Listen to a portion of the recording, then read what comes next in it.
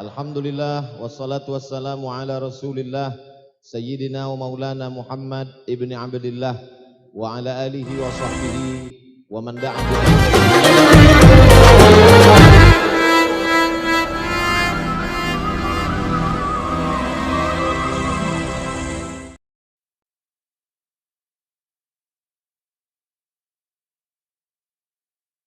masyarakat hadirin hadirat, insyaallah semuanya dimuliakan Allah Subhanahu wa taala. Pesawat yang membawa saya tadi dari Jakarta melintas di atas, lalu kemudian terlihat gunung, nampak juga laut, tepian pantai. Setelah itu ada sawah, di tengah-tengah sawah ada masjid. Setiap ada masjid ada rumah-rumah dikepung oleh rumah berada di samping masjid. Jadi kalau kita lihat dari atas, Nusa Tenggara Barat ini begitu modelnya. Ada masjid, rumah keliling, setelah itu sawah. Ada masjid, rumah keliling, sawah. Hanya saja saya lupa menghitung sampai 1000 atau tidak. Tapi angka 1000 itu bukan angka nominal. Sama seperti pada surat Al-Qadar, Lailatul Qadri khairum min alfi syahri. Ternyata menurut salah satu pendapat ahli tafsir, makna alfi syahri bukan 1000 bulan, tapi karena angka yang tertinggi dalam bahasa Arab adalah 1000. Maka orang Arab menyebut sejuta itu alfu alfi. Alfu 1000, nolnya 3. Sejuta nolnya 6, alfu alfi. Jadi makna 1000 artinya angka tertinggi, angka terbanyak. Saya yakin negeri ini disebut negeri 1000 masjid bukan angka nominal, tapi mengikut tata bahasa Arab alfi. Kalau ikut bahasa Indonesia ada lagi di atas 1000, yaitu 2000. Nanti semua akan menggunakan kata sensus yang lebih besar, lebih banyak, lebih bombastis lagi. Tapi sebenarnya yang dimaksud adalah bahwa negeri ini berdasarkan peradaban masjid. Inilah yang membuat negeri ini tetap baldatun thayyibatun wa rabbun ghafur sampai hari kiamat insyaallah. Kalau kita pergi ke Kalimantan, kita telusuri tepian sungai, di sana ada satu masjid didirikan oleh Habib Abdurrahman Al-Gadri, cikal bakal Kesultanan Al-Gadriyah. Maka kota Pontianak itu kota yang dibangun berdasarkan masjid. Kalau kita pergi ke Pulau Sumatera, menelusuri Sungai Siak, di tepi Sungai Siak itu mereka membuat sebuah peradaban manusia. Di sana ada masjid yang didirikan oleh Sultan Siak pada tahun 1762. Di sebelah kanannya ada masjid, di sebelah kiri ada pasar. Jadi dari mulai Sumatera sampai Nusa Tenggara Barat, sampai ke timur Papua Barat, maka negeri ini dibangun oleh ormas. Ormas maksudnya orang masjid. Jadi kalau hari ini kita bercerita tentang masjid, kita sedang mereskedul. Kalau kita ingin bangkit seperti sejarah masa silam, maka kita mesti menapaki tonggak sejarah yang mereka bangun, kita mesti menghidupkan masjid lagi. Jadi apa yang kita bicarakan dari mulai siang tadi sampai malam ini sampai besok, itu semua adalah menyegarkan lagi ingatan kita, merefresh supaya kita kembali ke masjid. Ibu-ibunya kembali ke masjid, bapak-bapaknya kembali ke masjid, anak mudanya kembali ke masjid. Saya senang sekali di beberapa pengajian datang komunitas-komunitas anak muda dengan bangganya menulis anak muda sholat subuh berjamaah, tapi zuhur tidak datang lagi. Nah, jadi itu sebetulnya pun simbol juga. Artinya subuh yang paling berat, melawan kantuk, melawan tidur, dia bisa sanggup datang. Apalagi zuhur, asar, maghrib, dan isya. Jadi jangan kita terjebak pada simbol-simbol. Nah, pada kesempatan ini saya diminta berbicara tentang fungsi masjid dilihat dari zaman Nabi Muhammad SAW. Kita kalau menghadap ke arah kiblat Masjid Nabawi, di sebelah kanannya ada mimbar Nabi, di sebelah kirinya ada rumah Nabi, ma baina baiti wa minbari, antara rumahku dan mimbarku raudhatun min riyadil jannah, satu taman dari taman surga. Lalu kemudian di sebelah kiri kalau kita menghadap ke kiblat ada tiang, dan salah satu dari tiang itu namanya Ustuanatul Wufud. Ustuanah artinya tiang, Wufud artinya tamu. Ustuanatul Wufud, tiang tamu. Karena Nabi duduk di samping tiang itu, dan di tiang itulah dia menerima tamu-tamu. Fungsi masjid tempat menerima tamu. Alhamdulillah Pak Gubernur Nusa Tenggara Barat menerima Ustadz Abdul Somad tidak di kantor, tidak di hotel, tapi di masjid. Pertemuan kami di masjid, bertemu di tempat yang paling baik. Apa manfaatnya kalau kita menerima tamu di masjid? Kalau menerima tamu di hotel bagaimana? Kalau menerima tamu di rumah bagaimana? Kalau menerima tamu di hotel, azannya tidak kedengaran, kecuali hotel syariah. Kalau menerima tamu di rumah, boleh jadi kita katakan sholatnya nanti saja. Tapi kalau menerima tamu di masjid, tidak akan membiarkan orang sholat, sementara sahibul bait tidak sholat. Maka tadi begitu dikumandangkan azan isya, Allahu Akbar, Allahu Akbar, langsung pengurus datang ke dalam. Pak, waktu isya masuk.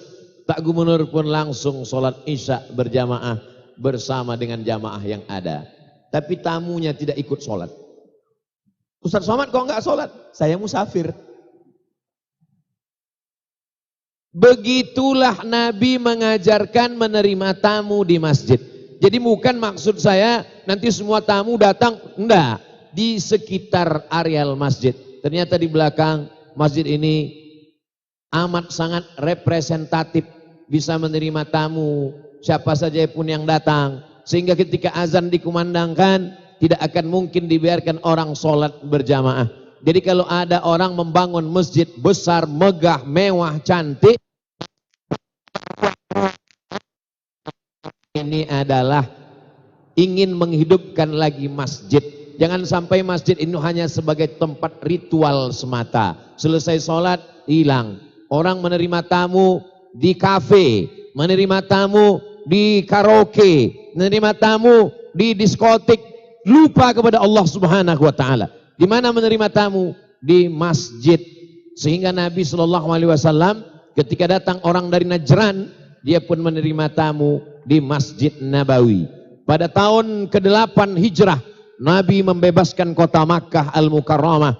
Tahun 8 pembebasan kota Makkah, tahun ke-9 utusan-utusan dari berbagai kabilah datang ke Masjid Nabawi, dan tamu-tamu itu disambut di masjid, sehingga masjid terbuka pintu hidayah. Beberapa tamu mendapat hidayah bersyahadat langsung di masjid. Ini semua menjadi pelajaran buat kita bersama supaya masjid-masjid ke depan dibangun. Yang bingung dengan arsitekturnya, datang jalan-jalan ke negeri 1000 masjid Nusa Tenggara Barat. Setuju? Tiket tanggung sendiri. Jamaah yang dimuliakan Allah Subhanahu wa taala. Ini yang pertama. Yang kedua, ketika terjadi peperangan, lalu kemudian ada korban yang berdarah-darah, yang luka, itu ketika kembali ke kota Al-Madinah Al-Munawwarah, dia diobati di emperan-emperan masjid. Tidak dibawa masuk ke dalam, karena dikhawatirkan darahnya menetes, najis, kotor, sulit dibersihkan. Karpet kita yang cantik, yang bersih, kalau sampai kena perban, kena nanah, kena darah, kotor. Tapi di emperan-emperan masjid. Tapi dia masih di sekitar masjid. Orang sakit itu, saya ketemu dengan dokter, kata dokter, Ustadz Somad, yang membuat orang sehat itu cuman 2 hanya adalah semangat, sugesti. Makanya banyak orang sakit dibawa ke rumah sakit, bukan sehat, mati. Tapi kenapa dia justru semangat? Karena dokternya memberikan semangat. Gimana saya nih dokter?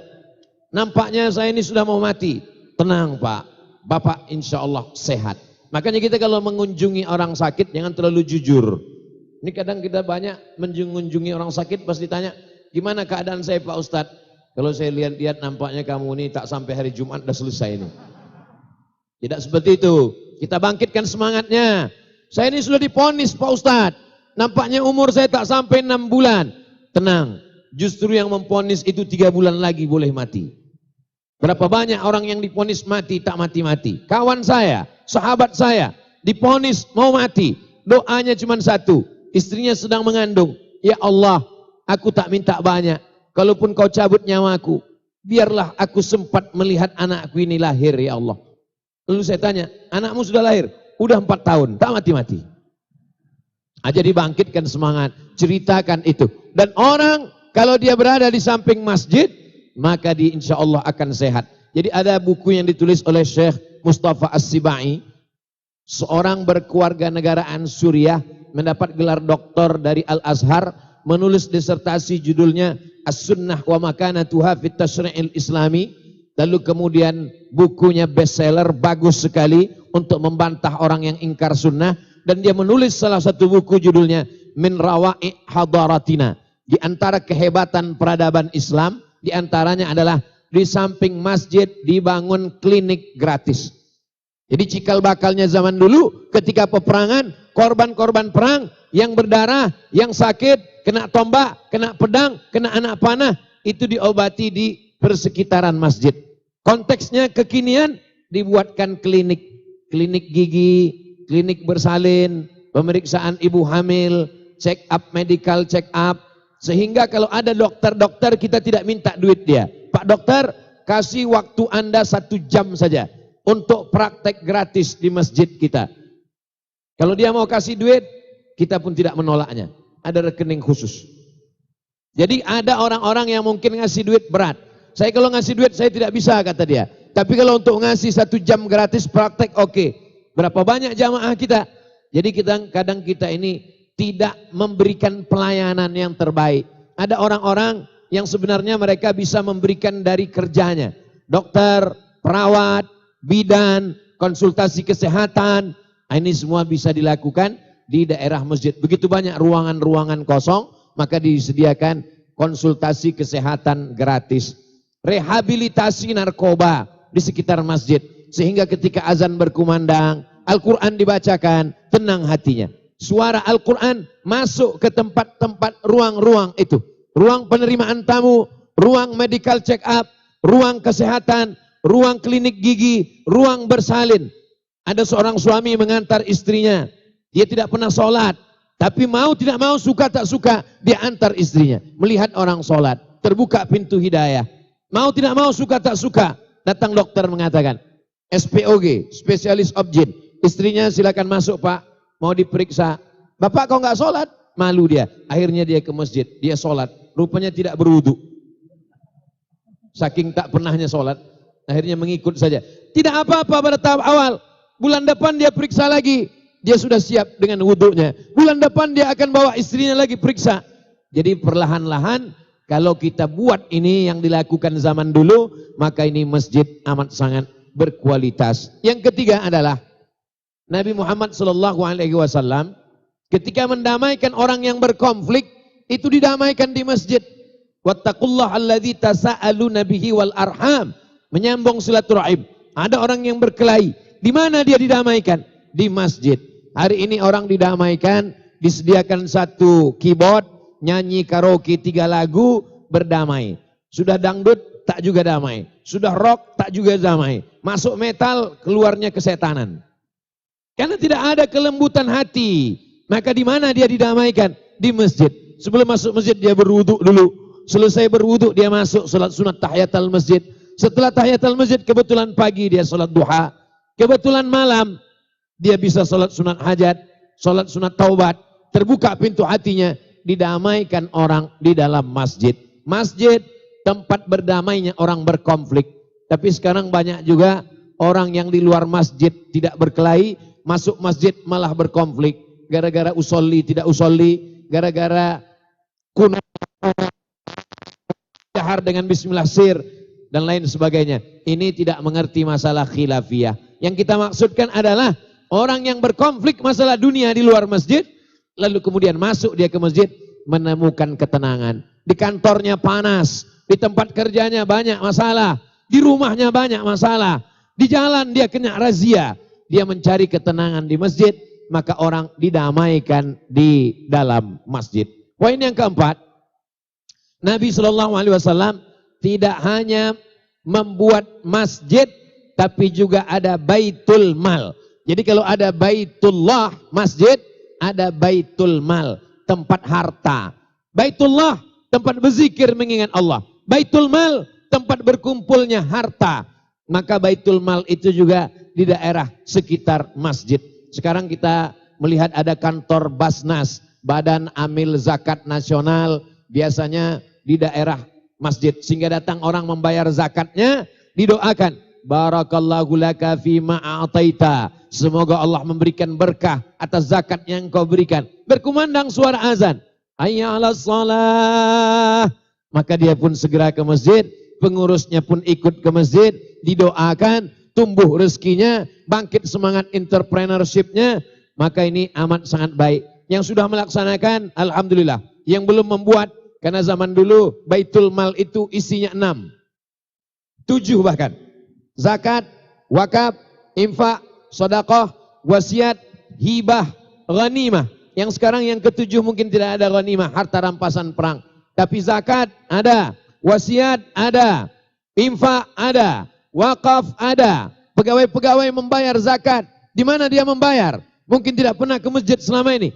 Kalau dibuat kantornya di sekitar masjid, komplek masjid, masjidnya bertingkat, bisa di bawah, bisa di atas. Atau kalau masjidnya satu lantai, di kanan, di kiri, depan, belakang, maka ini amat sangat baik. Kenapa? Karena konsep zaman Nabi ada yang disebut dengan baitul mal, rumah harta. Sekarang orang diceramahi, kalau sudah masuk masjid, tinggalkan bisnis, tinggalkan dunia. Pasar hanya melupakan kepada Allah. Akhirnya pasar kita diambil orang lain. Padahal dalam Islam diajarkan, at-tajir, pedagang, as-saduq, yang jujur, al-amin, amanah, ma'an nabiyin, dia kalau mati akan bersama dengan para nabi, was-siddiqin, bersama orang yang jujur, was-syuhada, bersama orang yang mati syahid, was-salihin, bersama orang soleh. Orang yang paling dekat dengan nabi, ana wa kafilul yatim, aku dan orang yang menyantuni anak yatim, kahataini fil jannah, seperti ini di surga. Siapa orang yang paling dekat dengan nabi? Orang yang dekat dengan baitul mal, tapi juga dekat dengan masjid. Jadi kalau ada orang dekat dengan masjid, sholat ke masjid, berjamaah ke masjid, i'tikaf di masjid, tapi juga dekat dengan baitul mal, dia bayar zakat, dia berwakaf, dia berinfak, tiap bulan ke Basnas, amat sangat baik. Sudahlah tidak pernah ke masjid, tidak pula bayar zakat. Dunia melarat, akhirat neraka jahanam. Na'udzubillah. Jadi masjid tidak hanya sekedar tempat ritual ibadah, tapi harta yang setiap bulan dia bayarkan, dia tidak merasa dia sedang mengurangi hartanya. Tapi dia sedang mengatakan, di dalam harta saya ada milik orang lain. Di dalam slip gaji saya ada punya orang lain yang mesti saya keluarkan. Sebagaimana waktu saya yang diberikan Allah 24 jam, ada milik Allah yang mesti saya berikan. Begitu juga dengan harta saya, dalam gaji saya ada 2,5% yang bukan milik saya. Lis-sa'ili wal mahrum, milik orang. Yang satu sa'il meminta-minta, yang satu lagi tidak meminta, tapi dia punya hak terhadap diri saya. Poin yang kelima, Nabi Muhammad SAW ketika dia mendirikan masjid, maka sesungguhnya ada disediakan di sana tempat yang disebut dengan Ahlus Suffah. Ahlus Suffah ini di antara salah satu anggotanya, bahkan ketuanya, dia adalah Abdurrahman bin Sahar. Nama aslinya Abdus Syams, hamba matahari. Tapi namanya ini mengandung nama syirik. Hamba matahari tak boleh. Hambakan diri kepada Allah. Abdullah, Abdurrahman. Lalu kemudian dia selalu membawa kucing. Diberi nama, dipanggil Nabi, ya Abahir. Wahai orang yang selalu bawa kucing. Pak Kucing, Abu Hurairah. Dia tinggal di Suffah, emperan Masjid Nabawi. Apa maknanya? Di sekitar masjid mesti ada tempatnya para du'afa. Saya tidak mengatakan fakir miskin dikelola, bukan demikian. Tapi ada orang yang tak mampu sama sekali. Mungkin dikhususkan yatim du'afa tahfiz Quran. Sekitar masjid. Maka mereka dididik untuk menjadi orang yang qalbuhu mu'allaqun fil masajid. Hatinya tergantung di masjid. Ahlus Suffah, Abu Hurairah, Kenapa Abu Hurairah cuma 3 tahun bersahabat dengan Nabi? Tapi hadis yang dihafal 5 ribuan hadis. Sementara Abu Bakar Siddiq dari mulai sebelum hijrah di kota Makkah sampai ke Madinah. Maka rahasianya adalah karena Abu Hurairah lebih lama suhbahnya dengan Nabi. Abu Bakar ahli politik, sibuk dengan istri dan anaknya. Umar bin Khattab juga demikian. Utsman bin Affan bisnis. Sedangkan Abu Hurairah dia ahlus suffah, tinggal di emperan Masjid Nabawi. Kemana saja Nabi pergi dia ikut. Dia mengintai, dia mengintip, dia melihat. Nabi keluar rumah, dia pun pergi. Kemana Nabi pergi, dia ikut di belakang. Sampai suatu hari ketika Nabi akan menyampaikan tausiah. Man bassata rida'ahu. Siapa yang mau membentangkan sorbannya. Hatta ulqiya maqalati hadha. Sampai ku sampaikan hadis-hadisku ini. Fala yansa ma sami'a minni abada. Maka dia tidak akan lupa apa yang dia dengar untuk selamanya. Lalu apa yang terjadi? Abu Hurairah berlomba membentangkan sorbannya dan Nabi duduk di atas karena ketika itu belum ada kursi, belum ada karpet, hanya di atas pasir, dibentangkan Abu Hurairah sorbannya, duduk Nabi di atas. Selesai Nabi menyampaikan hadis, digulung. Sebagaimana digulungnya sorban ini, begitu pula lah akalmu menggulung hadis-hadis Nabi Muhammad sallallahu alaihi wasallam. Di antara mukjizat, dia tak lupa apa yang dia dengar. Jadi kalau ada pelajar-pelajar, du'afa, yatim, tahfiz Quran, tinggal di dekat masjid, imamnya membaca Quran, mereka akan menjadi penghafal Quran. Mereka mendoakan, orang yang datang membayar sedekah, zakat, wakaf, infaknya bisa melihat langsung. Inilah anak-anak yatim kita, ini du'afa kita yang perlu disantuni. Mungkin kalau hanya sekedar ceramah ustaz, tak tersentuh hatinya. Tapi kalau dia lihat langsung dengan mata kepalanya, ada pelajaran, ada tausiah yang tak bersuara, yang tidak berhuruf, yang tidak berbunyi, praktek langsung.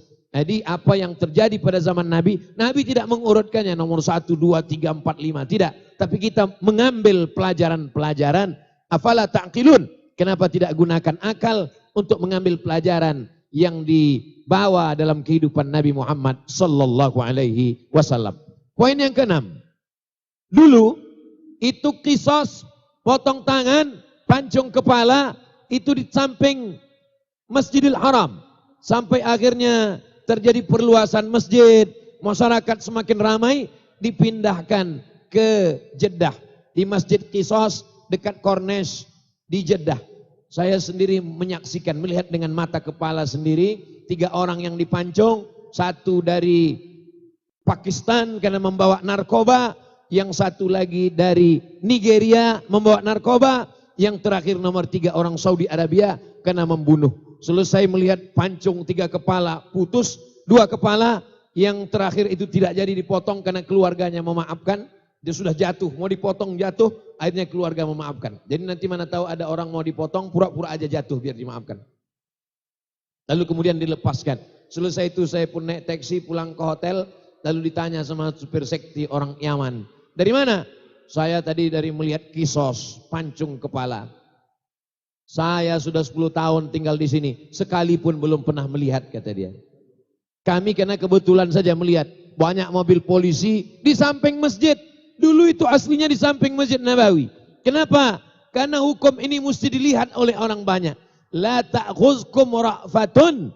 Jangan ada rasa kasihan. Kenapa? Demi tegaknya amar ma'ruf nahi mungkar. Penjara penuh, habis anggaran negara untuk memberi makan penjahat. Padahal ada hukum yang lebih efektif. Selesai. Tak perlu banyak-banyak. An-nafsu bin nafsi. Pembunuh. Bagaimana mungkin seorang pembunuh menghabisi nyawa orang lain?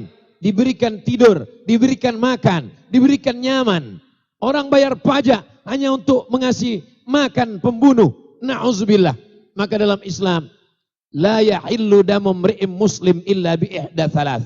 Tidak halal darah orang kecuali dia melakukan 3. Yang pertama, an-nafsu bin nafsi, nyawa dibayar dengan nyawa. Yang kedua, as-sayyibuz zani, sudah menikah, berzina, maka ditanam setengah badannya, dilempar batu pakai sampai bati. Asy-syaikhu wasy-syaikhatu, laki-laki, perempuan, idza zanaya, kalau dia berzina, farjumuhum al-battah.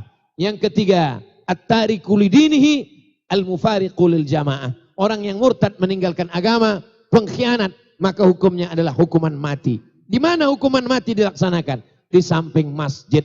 Selesai sholat Jumat, semua umat melihat, memberikan efek jera. Makna hukum adalah supaya orang melihat hukuman itu datang jerahnya. Hukum bukan direndahkan, dilemahkan, dipotong. Sehingga apa? Sehingga orang tidak memberikan efek jerah. Dia berpikir, nanti paling-paling ditangkap. Kan bisa keluar sekali-sekali. Paling-paling nanti akan ditangkap. Bisa pula liburan ke tempat-tempat piknik. Nah ini semua tidak memberikan efek jerah. Maka ketika itu dihukum di tempat orang ramai, di samping masjid. Maka ini hukuman menjadi sesuatu yang luar biasa. Az-zaniyatu, pezina perempuan. Waz-zani, pezina laki-laki. Fajlidu kulla wahidin minhuma mi'ata jaldah. Cambuk dia 100 kali. Di mana dicambuk? Di dekat masjid. As-sariqu, pencuri laki-laki. Was-sariqatu, pencuri perempuan. Faqta'u aydiyahuma, potong kedua tangannya. Di mana hukuman ini ditegakkan? Di samping masjid. Semua mata melihat, memberikan efek jera. Poin yang ketujuh, bahwa pada zaman Nabi SAW selesai melaksanakan sholat, Nabi mengadakan dialog. Jadi tidak selamanya monolog. Satu-satunya yang monolog searah hanya khutbah Jumat. Khutbah Jumat tidak pernah Nabi selesai khutbah bertanya, jamaah ada pertanyaan silakan tulis di kertas, tak ada. Makanya nanti kita ada dialog. Saya dari dulu kalau tausiah itu ada dialog. Tidak selamanya manusia ini mau diceramahi saja. Tapi mesti ada timbal balik, ada flashback. Satu arah dari penceramah sebagai muqaddimah pengantar. Lalu kemudian ada sesuatu yang ingin disampaikan oleh jamaah. Dan itu dilakukan oleh Nabi di dalam masjid. Dialog dengan masyarakat di dalam masjid. Ada Menteri Besar Kelantan, almarhum Nik Aziz. Beliau selesai sholat Jumat, beliau duduk mendengarkan semua keluhan masyarakat. Dan membuat pengajian sehingga pasar-pasar datang, tenda-tenda dipasang di samping masjid. Orang semuanya datang. Bisa dicari rekamannya di YouTube. Begitu juga dengan Syekh Ali Jum'ah. Syekh Ali Jum'ah, ulama besar Al-Azhar, ahli usul fikih. Apa kata ulama Maroko? Seandainya kitab-kitab usul fikih di dunia ini terbakar, habis semuanya gosong, tapi masih ada Syekh Ali Jum'ah, lakafa, cukup. Karena kepalanya menyimpan kitab-kitab usul fikih di dunia. Beliau di Masjid Sittah Oktober, selesai sholat Jumat, duduk berdialog dengan masyarakat. Saya sudah mulai coba, habis sholat Jumat mau dialog, tak bisa. Karena tradisi tempat kita, habis sholat Jumat makan. Orang lapar tidak bisa dialog. Nah, jadi tidak apa-apa habis sholat Jumat makan, habis makan baru diadakan dialog, tanya jawab, masalah kehidupan di masjid. Bupati ketemu dengan masyarakat di masjid, gubernur bertemu dengan masyarakat di masjid, ada yang ingin ditanyakan. Tidak mungkin orang sumpah serapah caci maki dalam masjid. Nah ini dialog Nabi dengan para sahabat itu diadakan di dalam masjid. Poin yang ke-8, masjid sebagai tempat menuntut ilmu. Makanya kita senang sekali habis kajian subuh, habis sholat subuh ada kajian subuh, habis sholat duha ada kajian duha, sore, petang, habis asar ada pengajian ibu-ibu wirid yasin, malam dari maghrib ke isya ada pengajian, dari isya ada tanya jawab, malam Senin, Ahad malam Senin dibuat kajian akidah, Senin malam Selasa kajian fikih, Selasa malam Rabu kajian tafsir, Rabu malam Kamis kajian hadis, Kamis malam Jumat, wirid yasin. Jumat malam Sabtu, tablik akbar. Nah, ini semua ada kajian berkurikulum. Ngaji di masjid. Sehingga tidak cukup hanya dengan khutbah. Pengajian dari kitab kecil. Untuk kajian hadis, Arba'in Nawawi. Khatam Arba'in 40 hadis, Riyadus Salihin. Khatam Riyadus Salihin, baca lagi kitab Al-Azkar. Khatam kitab Al-Azkar, baca lagi kitab Bulughul Maram min Adillatil Ahkam. Hatam Bulughul Maram, Jawahirul Bukhari, ringkasan Sahih Bukhari. Hatam Jawahirul Bukhari, Sahih Bukhari. Tamat Sahih Bukhari, Sahih Muslim. Tamat Sahih Muslim, ustadznya meninggal. Nah, mesti ada berkelanjutan, diganti oleh ustadz yang lain. Kajian tafsir, Syekh Muhammad Mutawalli Asy-Sya'rawi. Jadi masjid sebagai tempat transformasi ilmu pengetahuan. Tidak bisa ngaji tafsir di kelas. Hanya 2 SKS tafsir. Potong pertemuan pertama, potong mid semester, potong UAS. Bukan Ustaz Abdul Somad, ujian akhir semester. Tinggal 13 tatap muka. 13 tatap muka masih lumayan dulu ketemu. Sekarang online. Ngajinya online, tidak bisa. Mesti ada tatap muka antar jamaah. Jamaah melihat mata ustadz, ustadz melihat mata jamaah, melihat keadaannya. Seperti yang dilakukan oleh Nabi dengan para sahabat. Poin yang ke-9, barulah tempat ritual ibadah sholat. Jadi banyak sekarang orang kalau sudah ngaji masjid, pertama masjid tempat sholat. Masjid tempat sholat umum, dimanapun bisa. Ju'ilat lil ardu masjidan. Permukaan bumi diciptakan untukku sebagai masjid. Dimanapun bisa sholat. Tapi masjid sebagai salah satu tempat ritual ibadah, maka sesungguhnya tidak dapat dipungkiri karena Nabi tidak pernah meninggalkan sholat berjamaah di masjid. Nabi pernah sakit menjelang wafatnya, disiram dengan air 5 kirbah. Kirbah itu kulit kambing yang dijahit, air diisi, disiram ke wajah Nabi. Nabi terbangun. Sampai ketika Nabi terbangun ditanya, apa yang kau ingin ya Rasulullah? Kata Rasul, bawa aku ke masjid sholat berjamaah. Nabi ketika pingsan akan meninggal, dia ingin sholat berjamaah. Saat dia tidak bisa sholat berjamaah, maka dititahkannya kepada Abu Bakar Siddiq. Itulah inisiasi jamaah memilih Abu Bakar sebagai khalifah karena melihat ada signal saat sakit yang diangkat menjadi pengganti imam kecil adalah Abu Bakar. Imamatun sughra, imam sholat. Imamatun kubra, pemimpin negara. Imamatun sughra menjadi indikasi imamatun kubra. Kalau dia layak menjadi imamatun sughra, imam kecil, dia akan layak menjadi imam besar, menjadi pemimpin pada masa zaman Rasulullah. Maka Abu Bakar disebut sebagai khalifah. Khalifah bukan pengganti Nabi. Kalau khalifah pengganti Nabi berarti Abu Bakar itu Nabi yang ke-26. Khalifah artinya adalah pengganti kepemimpinan. La nabiyya ba'dah. Tidak ada nabi sesudah Nabi Muhammad sallallahu alaihi wasallam. Yang terakhir yang ke-10, masjid tempat menyambung tali silaturahim. Saya ketemu dengan Pak Gubernur di masjid, ketemu dengan alim ulama di masjid. Kenapa Ustadz Somad ini sorbannya di kanan? Biasanya sorbannya di tengah kanan kiri untuk supaya logonya tidak tertutup. Muslim United. Bersatunya umat Islam dari berbagai macam ormas, dari berbagai macam latar belakang pendidikan, pesantren modern maupun pesantren salafiyah, dari mulai berbagai macam basic pendidikan, bertemunya di dalam masjid. Karena kalau sudah di dalam masjid, manusia tidak lagi dibedakan antara penguasa dengan rakyat jelata. Dan kita melihat itu di Masjid Islamic Center Nusa Tenggara Barat. Nampak Pak Gubernur naik di atas, begitu Habib pembawa acara, moderator kita datang, beliau turun ke bawah. Sama, besok di kantor gubernur baru berbeda lagi. Di masjid orang tidak membawa partainya, tidak membawa golongannya, tidak membawa status sosialnya. Siapa yang datang lebih dulu, maka dia di depan. Siapa yang datang belakangan, maka dia di belakang.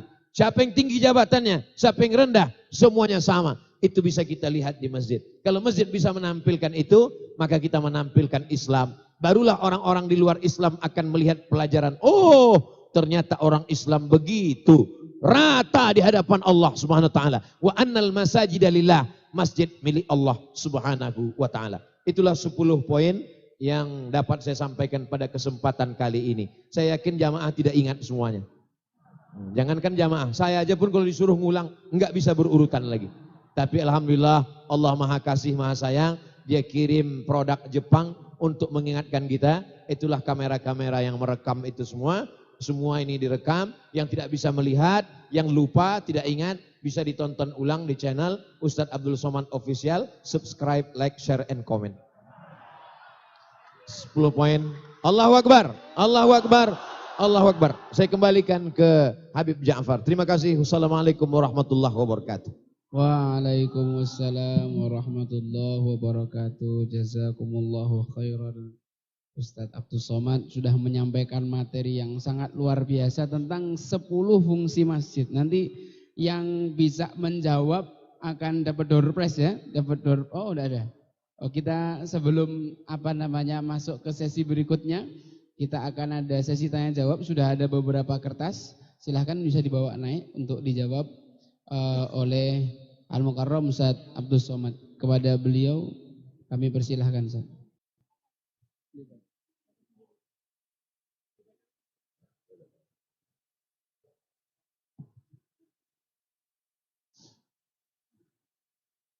Bagaimana cara kita mengambil alih masjid yang dipegang oleh orang tua yang sudah renta? Ini nampaknya mau bertanya bagaimana kudeta tidak berdarah. Jadi libatkan Bapak Kades, Bapak Kadus, Bapak RT, Bapak RW, para kiai alim ulama duduk bersama, buat pengajiannya bagaimana tata kelola manajemen takmir masjid yang baik. Bagaimana cara memilih imam yang sesuai bacaannya, tahsin, tajwid, idgham, ikhfa'un, qalqalahnya. Nanti di situ kena pasal. Di situ nanti baru kelihatan, akhirnya masyarakat semuanya diajak musyawarah dan mereka mengatakan kita mesti mengadakan reschedule, restrukturalisasi, membuat musyawarah. Jadi jangan anak-anak muda tiba-tiba buat pengurus tandingan. Jangan. Karena bagaimanapun juga mereka punya jasa. Nanti mereka tetap dipakai. Sebagai apa? Dewan pakar. Nah, itu mereka sudah senang sekali. Padahal dewan pakar dengan dewan pakir itu beda-beda tipis saja. Tapi mereka sudah dibuat. Nanti Bapak jadi penasehat, Pak. Orang-orang besar itu dia ingin dibesarkan. Jangan dikecilkan. Jangan dikudeta. Lalu kemudian ditinggalkan. Nanti mereka merajuk, habis itu stroke, meninggal. Mereka tetap diberdayakan. Mereka diangkat sebagai penasehat. Dalam struktur dituliskan. Nah, jadi anak-anak muda juga mesti menjaga perasaan orang tua. Begitu salah satu caranya. Wa amruhum syura bainahum. Orang beriman itu memutuskan segala perkaranya dengan musyawarah, mufakat. Sesuai dengan ajaran Islam, sesuai dengan Pancasila, sila yang keempat. Bermusyawarah. Wallahu a'lam bishawab.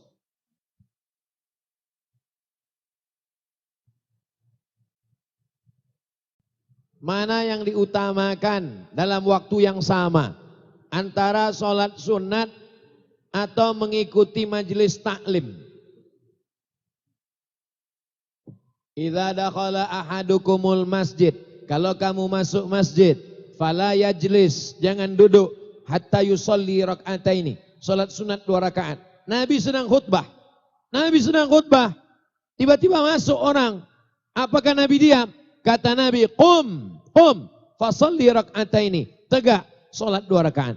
Jadi mana tahu datang ke Masjid Islamic Center Nusa Tenggara Barat. Kebetulan tadi di musola dekat rumah sudah salat Isya. Datang ke masjid ada pengajian.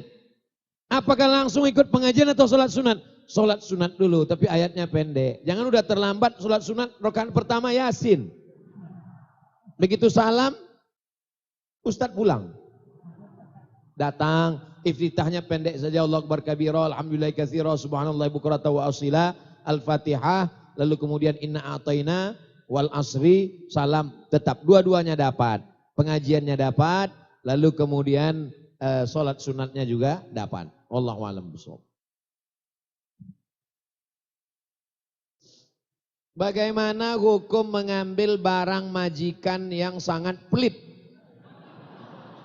bakhil, beda agama? Ini nampaknya bukan pertanyaan tapi mencari dalil menghalalkan. Ketika Nabi Muhammad SAW meninggal, wadir'uhu marhunatun inda Yahudiyin, baju besinya tergadai di tangan seorang Yahudi. Bithalathina sa'an min tamrin. Karena Nabi meminjam 30 sa'. 1 sa' itu 3 kilo. 1 sa' 4 mud. 1 mud 7 ons setengah. 1 sa' berarti 3 kilo. Kali 30. 3 kali 30. 90 kilogram gandum. Apakah karena dia tidak muslim? Lalu kata sahabat, ambil. Tidak usah bayar. Tetap dibayar. Jadi hutang piutang walaupun beda agama, tetap bayar. Kalau terkait dengan masalah hutang piutang, walaupun berbeda agama, tetap bayar. Ini masalah hukum muamalah beda agama. Adapun orang yang pelit, yang bakhil tadi, mengambil barang majikan yang sangat pelit. Pelitnya majikan tidak melegalisasi perbuatan kita mengambil barangnya. Saya pernah diundang sosialisasi PLN. Judulnya haram mencuri listrik. sosialisasi fatwa MUI. Jadi masyarakat kita ini berpikir begini, karena dia tidak puas dengan negara, maka boleh mencuri listrik dan mencuri air PDAM. Ini logika setan.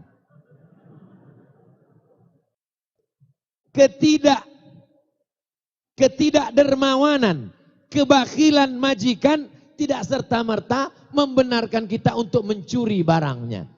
Jadi kita sudah melakukan dua hal. Orangnya tidak kita robah, malah kita berubah menjadi orang jahat. Jadi mestinya orang yang bakhil itu berubah menjadi baik dan kita tidak menjadi pencuri. Nah, ini tentang masalah, sebenarnya tadi ada dua pertanyaan. Demikian, wallahu a'lam bishawab. Menuntut ilmu adalah salah satu kewajiban. Namun bagaimana jika menuntut ilmu tidak didukung oleh orang tua? Ini namanya orang tua yang dulu tidak punya ilmu, dia ingin anaknya lebih goblok dari dia. Aku tidak pandai ngaji, aku tidak pandai baca Quran, aku tidak belajar di pesantren, anakku mesti lebih bodoh daripada aku. Ini orang-orang seperti ini mesti kita bina. Kalau tidak bisa, baru kita binasakan.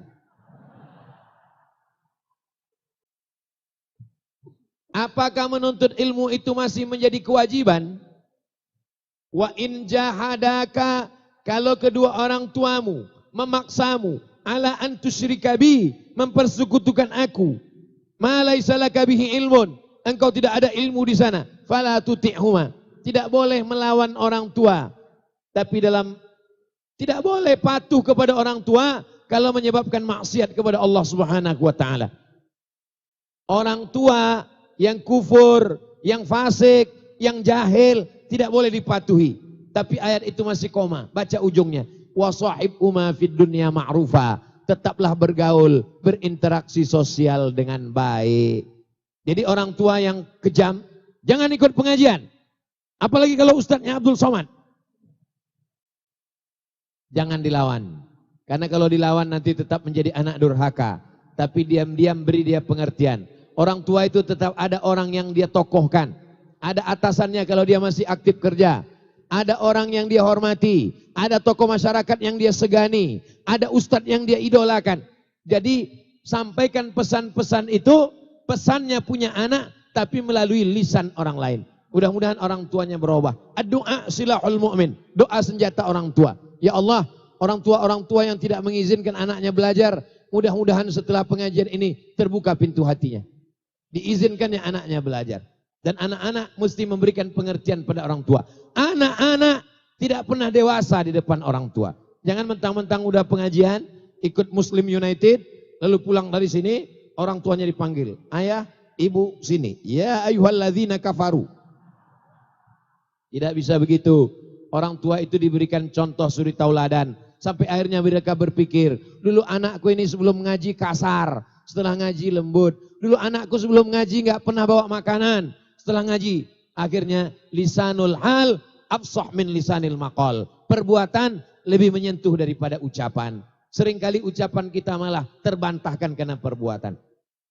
Ada orang diuji dengan penyakitnya, ada orang diuji dengan anaknya, ada orang diuji dengan hartanya. Kebetulan engkau diuji dengan orang tuamu. Ini pun adalah bagian dari ujian hidup. Wallahu a'lam bishawab.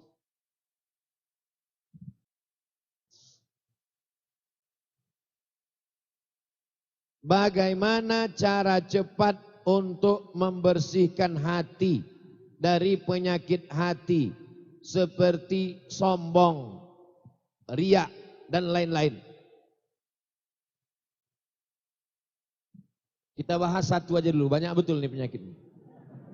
Dari penyakit sombong aja dulu. Penyakit sombong aja dulu. Penyakit sombong diobati dengan mengetahui bahayanya. Bapak jangan minum gula. Dia tetap minum gula. Pagi minum teh 2 sendok.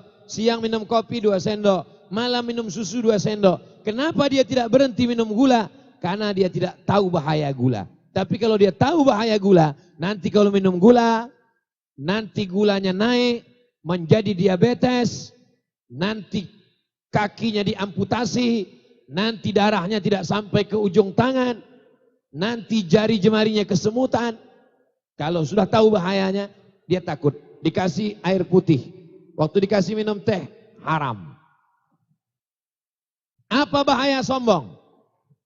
La yadkhulul jannah, tak masuk surga. Man kana fi qalbihi, siapa yang dalam hatinya mithqala habbatin min khardalin min kibrin, ada sombong sebesar biji sawi.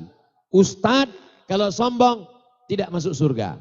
Pemimpin kalau sombong tidak masuk surga, walaupun sebesar biji sawi. Makanya saya tidak boleh terlalu lama duduk di atas, jamaah di bawah. Nanti lama-lama saya bisa jadi Fir'aun. Angkuh, sombong, sendal dibawakan, sorban disiapkan, kendaraan disiapkan, tangan dicium. Sekali-sekali mesti masuk ke hutan untuk mengikis kesombongan dan keangkuhan. Maka kalau jamaah melihat video saya masuk hutan, saya sampai ke hutan, saya ucapkan salam ke orang di hutan, satu pun gak ada yang peduli. Mereka gak kenal dengan saya. Menghilangkan keangkuhan dan kesombongan. Diam-diam masuk ke masjid, di kampung yang sepi, yang sunyi, bawa deterjen, bawa brush, bersihkan WC di masjid. Sinilah tempatmu Abdul Somad.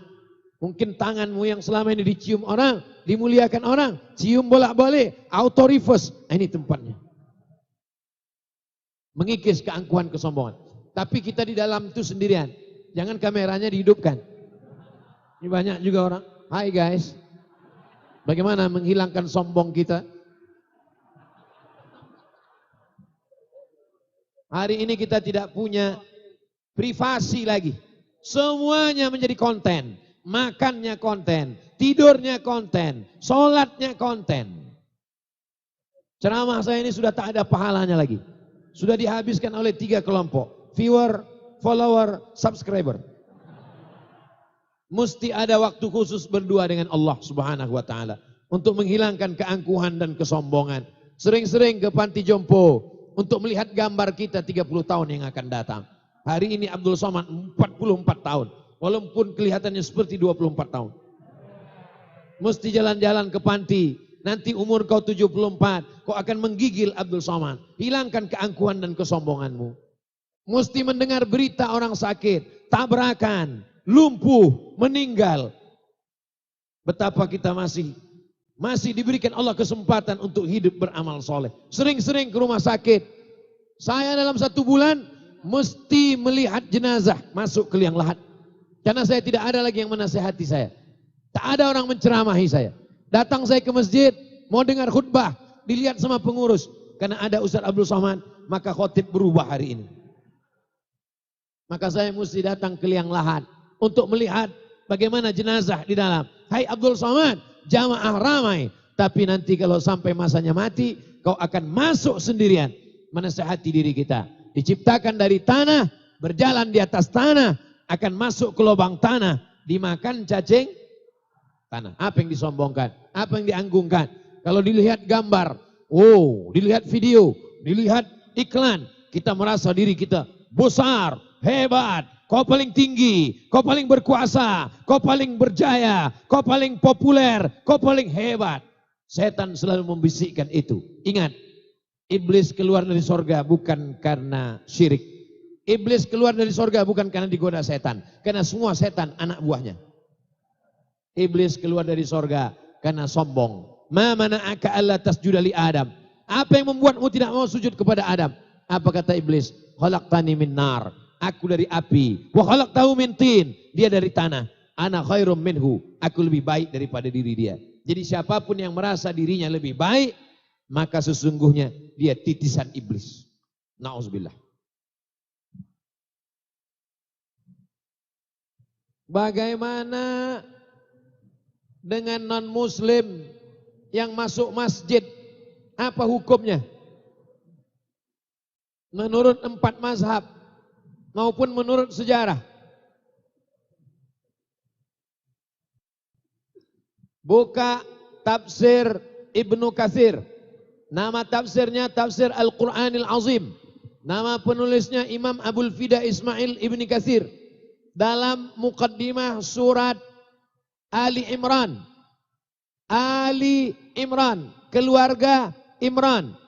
Imran punya anak namanya Maryam.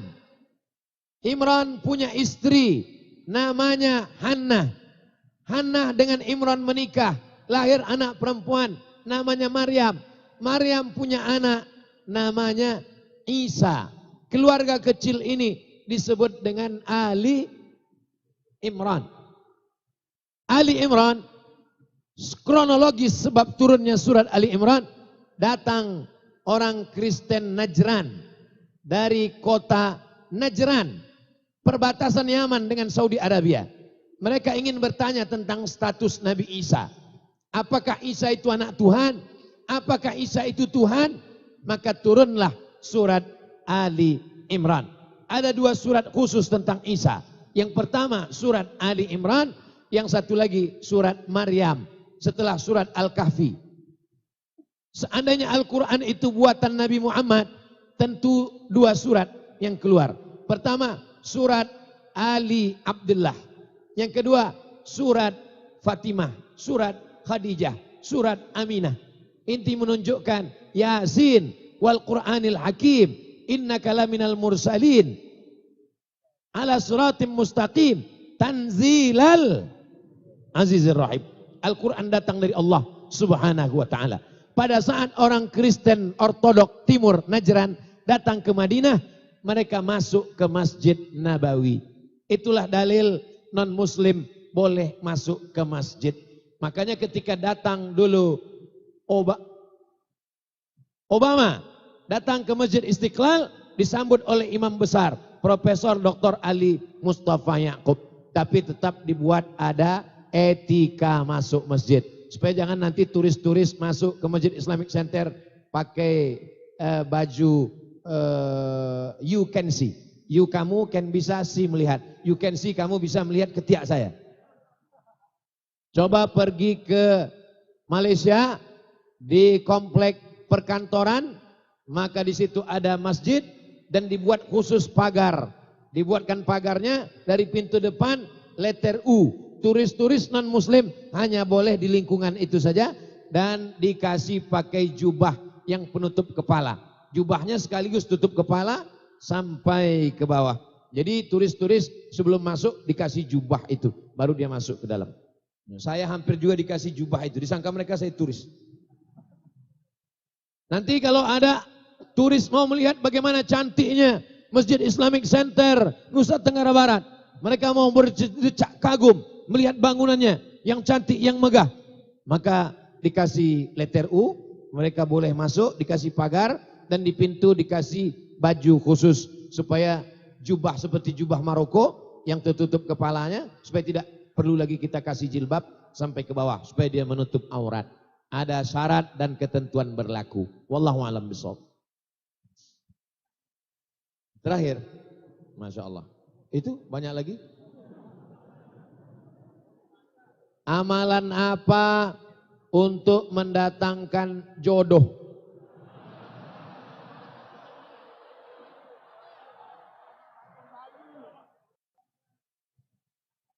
Amalannya berat, biar aku aja.